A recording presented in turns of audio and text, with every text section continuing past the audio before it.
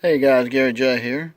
We've got another Randall McNees throwing knife here. This is really a beautiful knife. It's listed as one of a kind. And this one, as you can see, is 11 inches long. And this is really designed more for the no spin throwing. And you can see how the edges have been cut on the blade right here. A double edge, and the edges here on the blade they're a little bit dull, which you don't want them sharp, but you could sharpen them if you wanted them sharp with this carbon steel. And this thing is really pretty, and these are leather handles. I like the light colored handles on this steel right here. It really looks good, and copper rivets here. And for those who may not know, you put leather on throwing knives because if you put wood or any other kind of material, stag, plastic, whatever, it's going to hit on the handle and it's going to crack and break up the handle. But with leather, it doesn't hurt it a bit. And this leather is hard leather. I mean, it feels like wood. It's so hard. So that's a good property of it. And these copper rivets are really some of the best you can have for these blades and stuff. But this thing is beautifully made, and you can see McNees' name right here. But it's a beautiful weapon, and I mean, for 11 inches long, this thing is a great combat knife, being that long. And it looks like it should be easy to throw, and it's really meaty. It's got some weight to it. I measured it.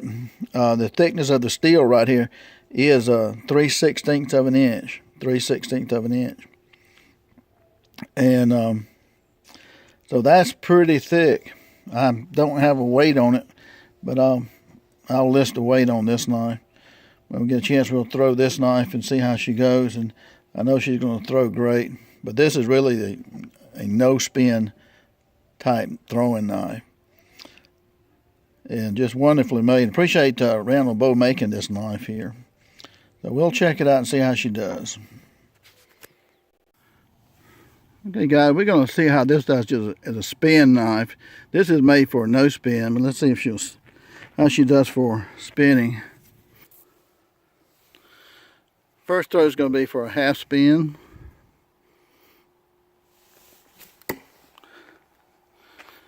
Not too bad. Maybe with this little piece of paper right here. Half spin does good.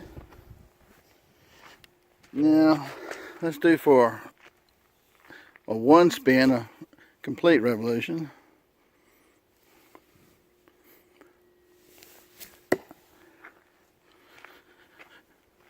That's like pretty good. A little underspin. There's a piece of paper over here. A little off.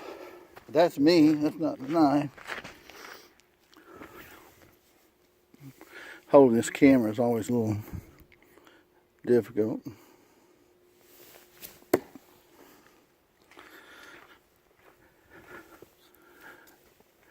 That's still need to step back a little bit. Okay. Okay.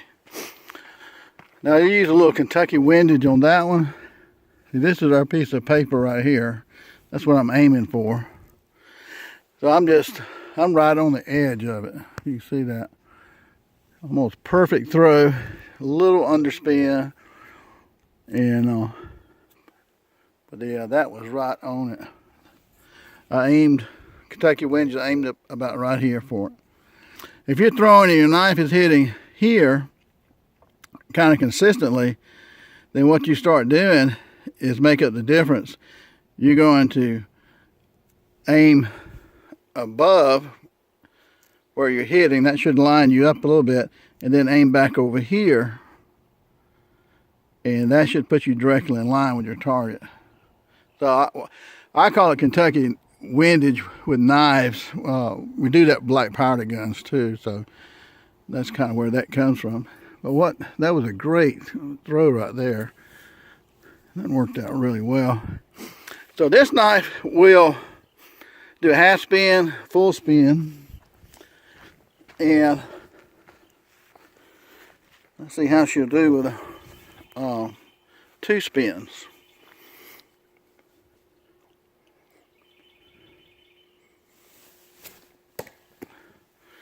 Couldn't tell. I think she hit point first. Okay, let's try this. I'm going to shoot up a little bit higher, maybe a foot higher. For that Kentucky windage. Shoot that little tiny piece of paper.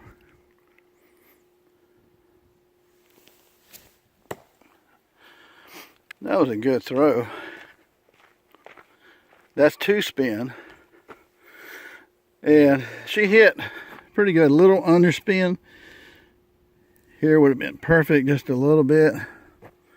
And what we're aiming at with the two spin was this little piece of paper right here. You may wonder why I got a band-aid on the finger. It's just a little cat scratch from, I was throwing a no spin and with some other knives and got a little burr up on top of this, on the top of it where the blade hit it.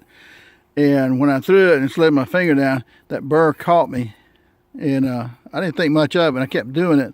And then next thing you know, I had a cut there, and it's kind of aggravating. But actually putting a band-aid on your finger, I found that when you throw like no spin, it really helps. This is a thin band-aid too, and save your finger too. So we're 3 fingers from that piece of paper, which maybe 2 inches. That's not bad. That's pretty good. Almost horizontal and vertical. At 2 spins away, I have to measure that and see. But that's pretty good. Let's try again here. Randall McNees said this is mainly a no spin knife, but I'm telling you, you can use it for half spin, full spin, and 2 spin.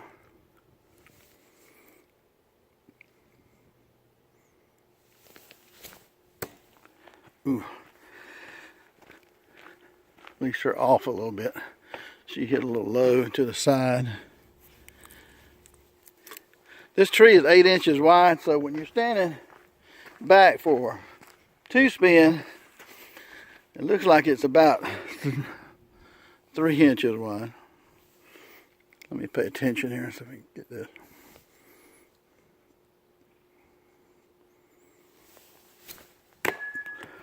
Ooh. Let's try this again here. I can barely see that piece of paper. It's like a gnat.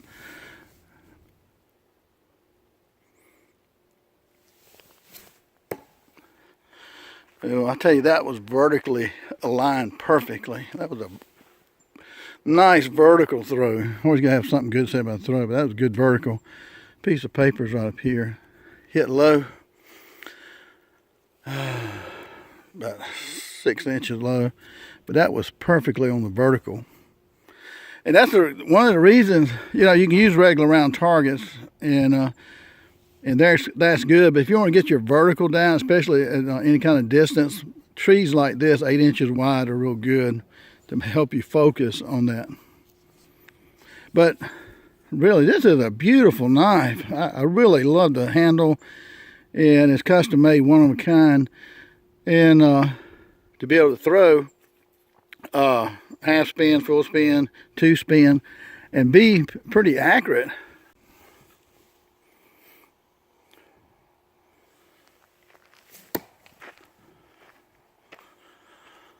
There's a little piece of paper here, a couple of inches off.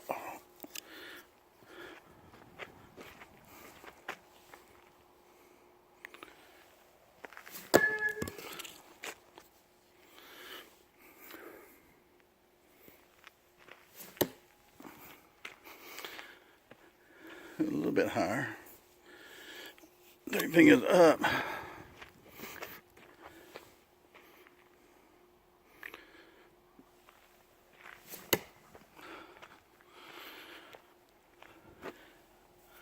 About 1 finger below target.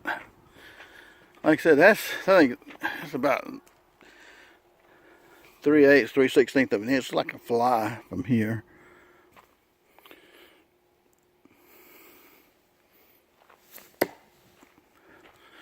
I threw that exactly where I wanted to. I thought it dipped down a little bit. There's our paper there.